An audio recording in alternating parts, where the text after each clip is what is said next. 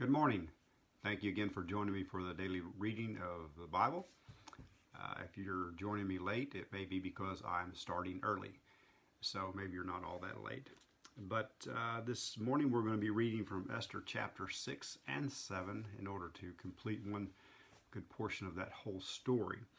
You may recall yesterday from chapter 5 that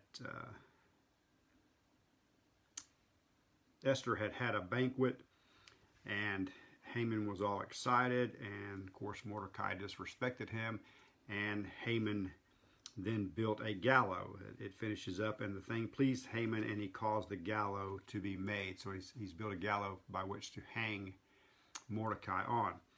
So as we pick up in chapter 6, verse 1, it says, "On that night could not the king sleep, and he commanded to bring the book of records of the Chronicles, and they were read before the king. And it was found written that Mordecai had told of Bigthana and Teresh, two of the king's chamberlains, the keepers of the door, who sought to lay hands on the king Ahasuerus.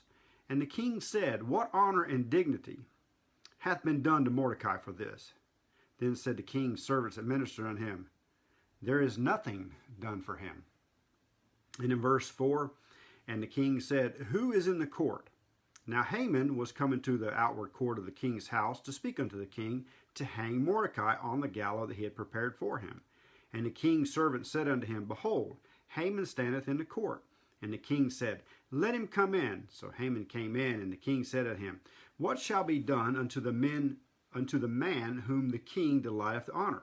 Now Haman thought in his heart, in the pride coming out in his heart, To whom would the king delight to do honor more than to myself?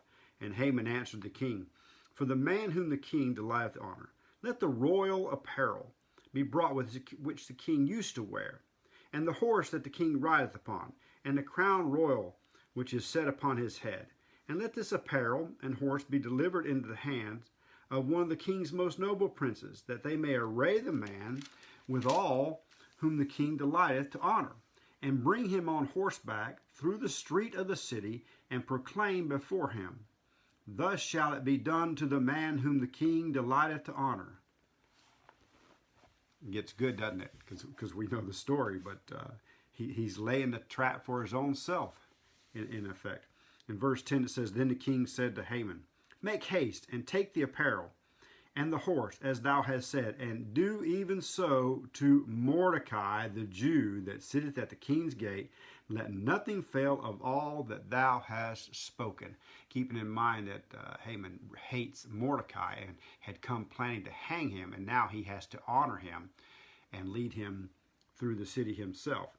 In verse 11, it says, Then took Haman the apparel and the horse, and arrayed Mordecai, and brought him on horseback through the street of the city, and proclaimed before him, Thus shall it be done unto the man whom the king delighteth to honor.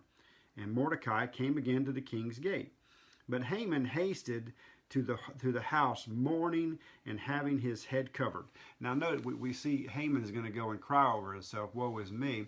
But we don't see any record of Mordecai gloating in what he done. He simply returned to his place at the king's gate. And Haman told Zeresh his wife and all his friends everything that had befallen him. Then said his wise men and Zeresh his wife unto him, If Mordecai be of the seed of the Jews, before whom thou hast begun to fall, thou shalt not prevail against him, but shalt surely fall before him. And while they were yet talking with him, the king's chamberlain hasted to bring Haman unto the banquet that Esther had prepared. So chapter 7 of the book of Esther, verse 1. So the king and Haman came to the banquet with Esther the queen. And the king said again unto Esther on the second day at the banquet of wine, What is thy petition, Queen Esther? And it shall be granted thee. And what is thy request? And it shall be performed even to half of the kingdom. Then Esther the queen answered and said, If I have found favor in thy sight, O king, and if it please the king, let my life be given me at my petition, and my people at my request. For we are sold, I and my people, to be destroyed, to be slain, and to perish.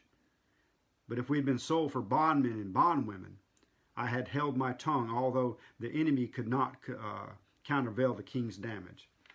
Then King Ahasuerus answered and said unto Esther the queen, Who is he, and where is he, that durst presume in his heart to do so? And answer said, The adversary and enemy is this wicked Haman. Then Haman was afraid before the king and the queen. Obviously, he can tell things have gone awry. Things aren't going according to his prideful heart and his prideful desires. And the king, arising from the banquet of the wine in his wrath, went into the palace garden. And Haman stood up to make request of his life to Esther the queen, for he saw that there was evil determined against him by the king.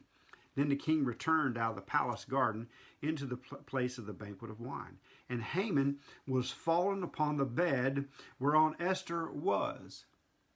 Wow. And think of all the bad luck. Only we don't believe in luck or good luck or bad luck. We believe in the holy God and the providential hand of God. And we would say that this was by the providence of God. Then said the king, Will he force the queen also before me in the house? And as the word went out of the king's mouth, they covered Haman's face. And Harbonah, one of the chamberlains, said before the king, Behold also the gallows, 50 cubits high, which Haman had made for Mordecai, who had spoken good for the king, and standeth in the house of Haman. Then the king said, Hang him thereon. And so, verse 10, so they hanged Haman on the gallows that he had prepared for Mordecai. Then was the king's wrath pacified. And thus endeth the reading of God's word. May God bless the reading of his word this morning. As always, thank you so much for joining me for the reading of God's word. And my prayer is that God's hand of peace be upon you, his hand of protection be upon you, as well as his hand of provision. This is Pastor Ricky Allen Sr., and I'm out.